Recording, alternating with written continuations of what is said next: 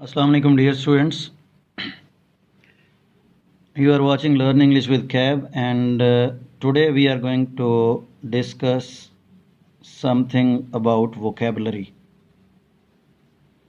My dear students, most of the students were demanding this topic, that how we can build our vocabulary, how we can have a good word bank, and often when the students go for the examination, particularly the aptitude test etcetera, तो वहाँ पर उनको vocabulary के जो problems आते हैं उसके solution के लिए बच्चे बार बार कह रहे थे कि सर हमें वोकेबलरी डेवलप करने के लिए कुछ टेक्निक्स जो हैं वो डिस्कस की जाएं। तो यहाँ पर हम वो टेक्निक्स डिस्कस करने जा रहे हैं।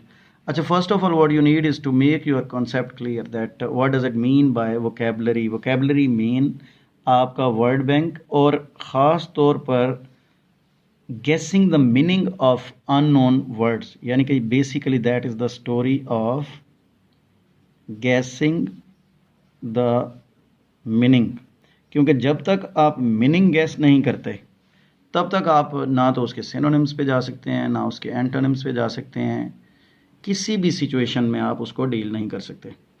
अच्छा, अब हमारे पास डिफरेंट सिचुएशन में आप कह लें कि we can have simple words guessing the meanings of simple words. We can have phrases,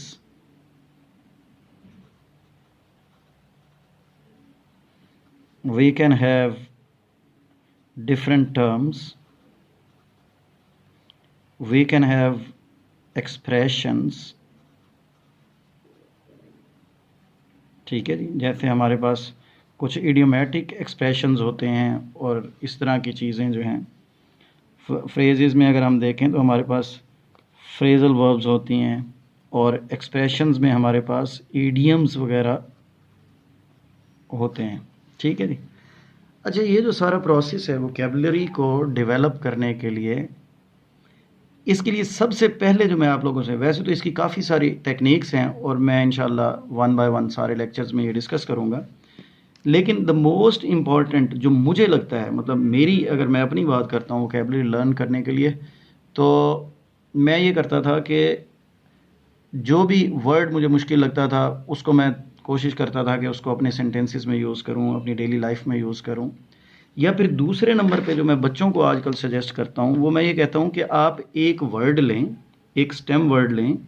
जैसे सपोज यहाँ पे मैं एक वर्ड लेता हूँ एक्ट। एक वर्ड है हमारे पास एक्ट। अच्छा, अब ये जो एक वर्ड है एक्ट, अगर मैं कहता हूँ कि एक्ट प्लस इसके अंदर OR यूज़ कर दूं, यानी कि एक्ट प्लस OR का सफिक्स यूज़ कर दिया, तो ये क्या बन जाता है, एक्टर। यानी कि एक्ट का मतलब कुछ और था जिसको आप लोग अमल कहते हैं, कोई भी एक्शन जो है। एक्टर जो है वो अमल करने वाला जो होता है। ठीक है जी। अच्छा, इसी तरह से मैंने अभी खुद ही बोल दिया कि एक वर्ड यहाँ पे ए एक्ट प्लस TION कर दें तो एक्शन बन जाएगा। ठीक है जी।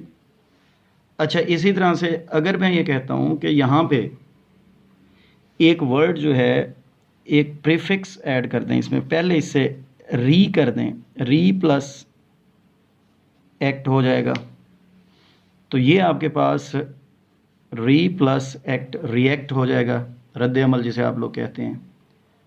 अच्छा, इसी वर्ड में फिर मैं ये कहता हूँ कि री plus act plus ANTS reactants. ठीक है जी। अब फिर हमारे पास जो मेन वर्ड था वो वही एक्ट है। अच्छा, इस सारों में देखें आप कि हमारे पास जो मेन वर्ड आ रहा है वो एक्ट ही आ रहा है।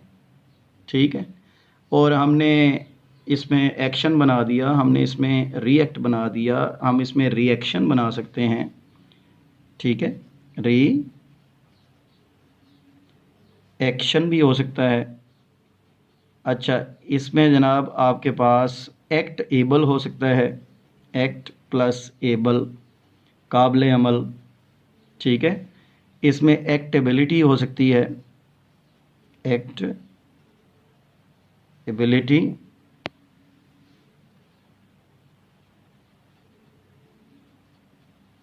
ठीक है जी। अच्छा, इसी तरह से ये हमारे पास अगर इसमें हम एफ ऐड कर देते हैं, एफ प्लस एक्ट, तो ये फैक्ट बन जाता है। ये क्या बन जाता है? इट बिकम्स फैक्ट, ठीक है। और अच्छा, इसी से फिर हम आगे चलते हैं। तो इसमें अगर हम एक्ट प्लस UAL ऐड कर देते हैं तो एक्चुअल हो जाता है। इसी को एडवर्ब बना सकते हैं हम, एक्चुअल से एक्चुअली बना सकते हैं, ठीक है। तो फैक्ट से फैक्चुअल भी बन सकता है। जैसे आपने फैक्ट बनाया तो उससे फैक्चुअल भी बन सकता था, ठीक है जी। अच्छा, इसी तरह से आप लोग रेक्टेंगल बनाते हैं, RE, यानी कि एक आपने इसमें प्रीफिक्स ऐड किया, फिर मेन वर्ड आ गया एक्ट आपके पास, और आगे आपने ANGLE एंगल वर्ड ऐड कर दिया एज ए सफिक्स। तो अब हमारे पास मेन वर्ड तो वही था, लेकिन रेक्टेंगल हमारे पास एक नया वर्ड बन गया। अच्छा, इसी तरह से इसी से ही हम लोग इस एक्ट के अगर पीछे T लगा दें और आगे ICS लगा दें तो टैक्टिक्स बन जाता है। इसी तरह से हमारे पास आगे ILE लगा दें तो टेक्टाइल बन जाता है, ठीक है जी। टेक्टाइल होती है ना, वो छूने की हिस्स होती है। बात को समझ रहे हैं? तो ये बेसिकली आपके पास these are the basic situations. यानी कि मैं ये कहता हूँ कि when you want to learn the vocabulary, आपको इस तरह से चीज़ों को देखना चाहिए, ठीक है जी। आप जैसे हमने कहा यहाँ पे हमारे पास एक वर्ड जो है वो एक्ट है, उसी से हमने एक्टर बना दिया, उसी से हम लोग एक्ट्रेस भी बना सकते थे, ठीक है जी। तो you must know the difference, के इसका डिफरेंस क्या होता है।